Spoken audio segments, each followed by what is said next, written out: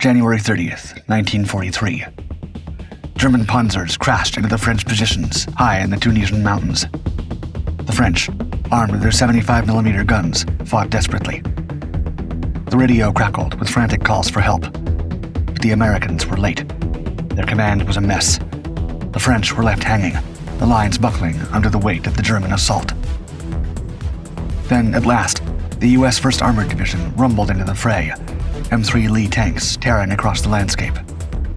Relief surged through the ranks of the battered French troops. The Americans hit the German tanks hard. The enemy looked like it was faltering. This was the Americans' first taste of the mighty Wehrmacht. They thought they had them beat. But then, a flash of fire. Out of the hills emerged a screen of German Pak 40 anti-tank guns, dozens of them, opening up in a coordinated barrage. It was a trap, and there was no way out. A tank's world. In early December of 1943, the German 10th Panzer Division had rolled into Tunisia, its heavy tanks, particularly the new Tiger I, ready to form the core of the 5th Panzer Army. American anti-tank units in North Africa were ill-prepared, powerless against the might of the German machines.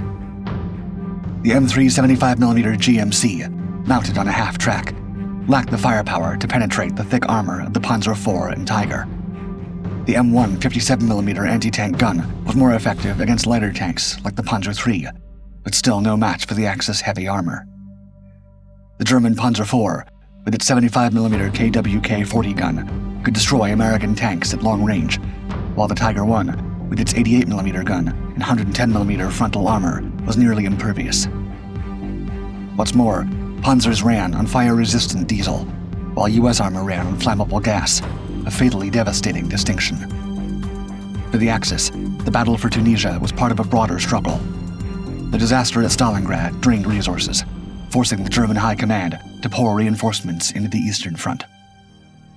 But transport still made it through, and by January, the Axis had 74,000 German and 26,000 Italian soldiers in Tunisia. Meanwhile, the Allies faced their own logistical nightmare on the road to Tunisia. The supply ports in Algeria were hundreds of kilometers away. Long supply lines were constantly under threat from Luftwaffe attacks. Muddy roads and mechanical breakdowns further delayed reinforcements. With logistics stretched thin, the Allies were vulnerable. To plug the gap, French colonial units were hastily mobilized into the 19th Corps under General Eisenhower's command. Their equipment was outdated, meant for colonial defense, not modern warfare. By mid-December, the front was a patchwork. The British 5th Corps, bolstered by the 78th Infantry Division and parts of the 6th Armored Division, was positioned in the north. To the south, the French and American forces, including the 1st U.S. Armored Corps, held a tenuous line. The Allies struggled to coordinate their efforts, often reinforcing each other to form small attacking parties. The command structure was a hodgepodge, formally under British command, but with Eisenhower effectively in charge of the American and French forces. By Christmas, the Allies' push toward Tunis had faltered, their attack halting in the face of harsh weather and overstretched forces. The front remained static, the Allies unable to seize the initiative. Faid Pass. On January 30th, Rommel unleashed a brutal assault on Faid Pass, held by French forces. Two battle groups from the 21st Panzer Division, fresh from Libya, spearheaded the attack. The Germans hammered the French positions with relentless fire, taking heavy casualties but pushing forward. Meanwhile, American reinforcements arrived, but it was almost too late. This was the first time in the war that American forces faced the full might of the Wehrmacht. Until then, the Americans had only fought Vichy French forces, poorly trained, poorly equipped, and reluctant to fight. The 1st Armored Division, with their M3 Lee tanks, initially seemed to hold their own. One lieutenant, fresh out of ROTC, recalled, quote, "We were very sure of ourselves. Too sure. Nothing could stop us. We knew everything about how to smash the Nazis." But that confidence would quickly crumble. As the Germans revealed a coordinated screen of well-entrenched anti-tank guns, they tore into the American counterattack. One soldier later wrote, quote, They rolled right into the muzzles of the concealed 88s, and all I could do was stand by and watch tank after tank blown to bits, or burst into flames, or just stop, wrecked. Those in the rear tried to turn back, but the 88s seemed to be everywhere.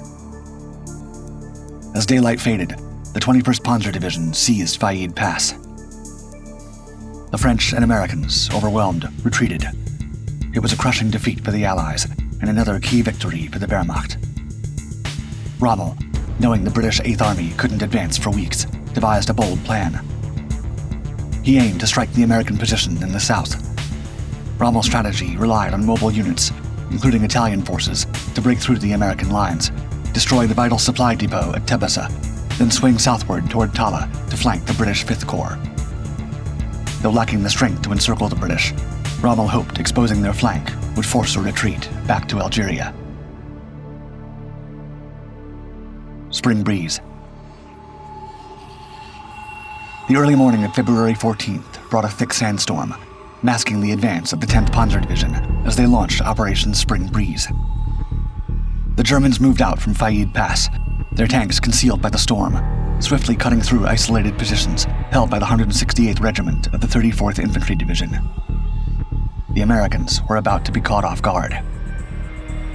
Major General Lloyd Friedendahl, notorious for commanding from afar, failed to position his forces properly, leaving them scattered and vulnerable.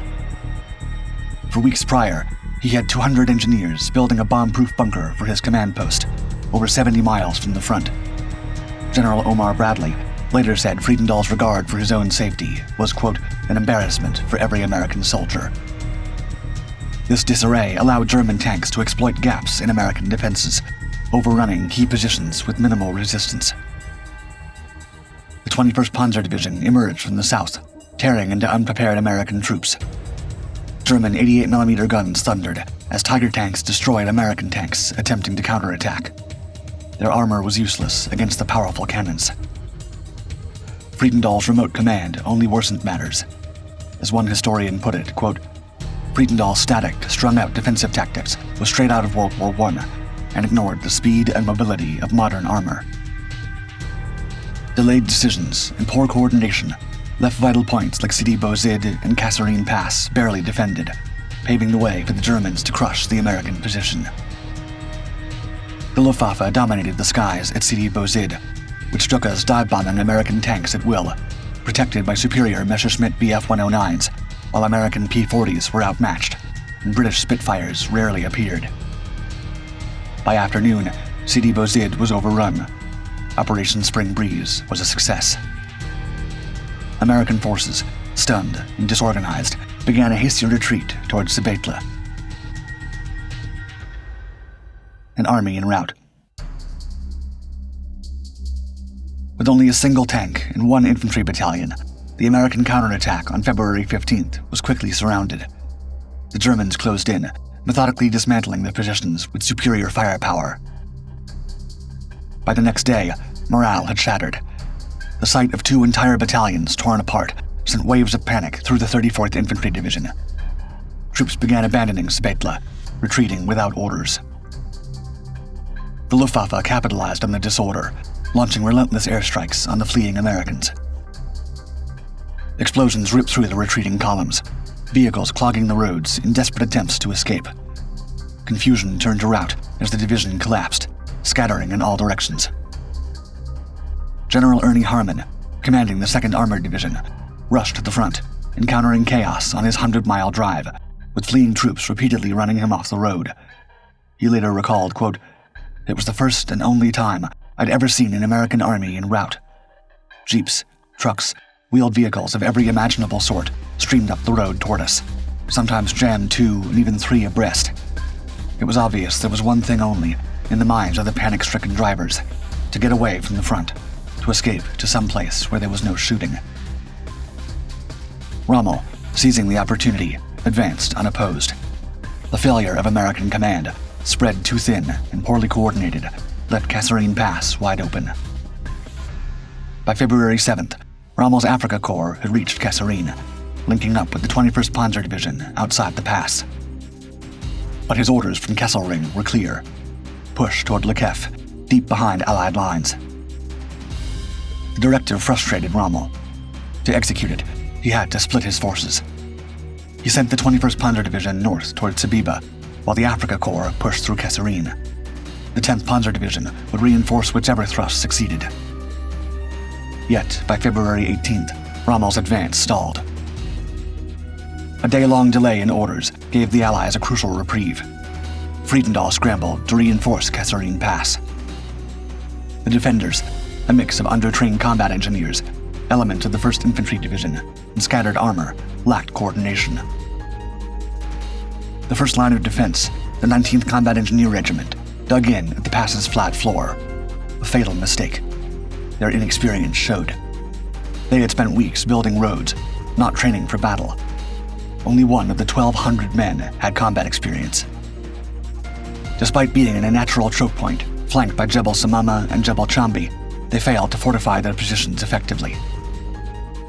Reinforcements trickled in. The 1st Battalion, 26th Infantry, took up positions on Jebel Samama, joined by tanks from the 13th Armored Regiment and anti-tank units from the 894th Tank Destroyer Battalion. Artillery from the 33rd Field Artillery Battalion provided fire support. Friedendall sent Colonel Alexander Stark to take command, forming Task Force Stark. Yet Rommel saw the disarray. The Americans were patching together a defense, but his battle-hardened troops were ready to strike. Storm flood. At 6:30 a.m., the Germans launched Operation Storm Flood, expecting an easy victory at Kasserine Pass. But Rommel's Africa Corps, used to flat desert terrain, struggled with the steep ridges and narrow pass that channeled their advance. Movement was restricted, turning each step forward into a painful grind. American Jeep-mounted 37mm anti-tank artillery and M3 Stuarts roared to life, pounding the advancing Panzers with relentless shell fire. Explosions sent debris into the air as German infantry scrambled for cover. Though the artillery, nicknamed squirrel rifles, was less than ideal against the tanks, it slowed the German advance. The first wave stalled, and while Panzers pressed ahead, firing blindly through the dust, concealed anti-tank positions struck back. The dug-in Americans, resolute and determined, refused to break. By nightfall, the Germans had gained little ground. The Americans had held, against all expectations, but their victory would not last. Rommel was watching, recalculating. He would come at them again. February 20th brought rain, which grounded German air support and hindered the offensive. The storm howled, but the Germans pressed on, undeterred by the mud. Huddled in slit trenches behind the rocky ridges and makeshift defenses, the American troops braced against the cold morning air. Then, without warning, a whale cut through the sky. Nebelwerfer rockets. The men barely had time to react before the first barrage hit. Explosions erupted across their positions, fire and shrapnel ripping through the earth. The Germans were now well on the advance.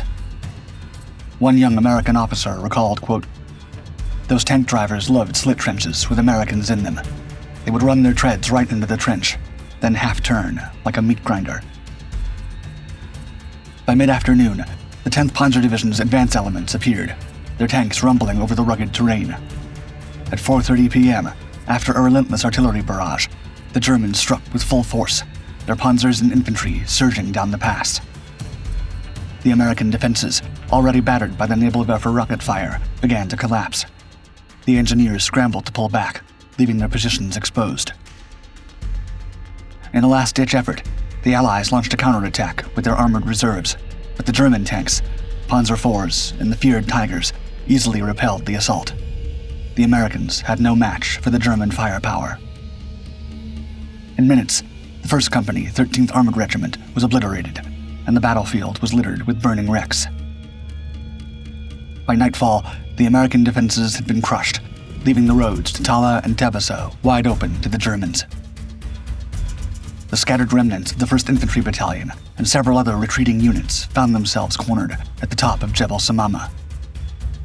With no clear escape route, they were easy pickings for the Germans who swept in, capturing American soldiers and seizing valuable equipment, including several intact armored semi-truck vehicles. As the night settled in, the Germans methodically secured their hard-won ground, fortifying their positions and preparing for the next phase of the assault. Shuffling leadership. At dawn, Rommel visited his frontline troops.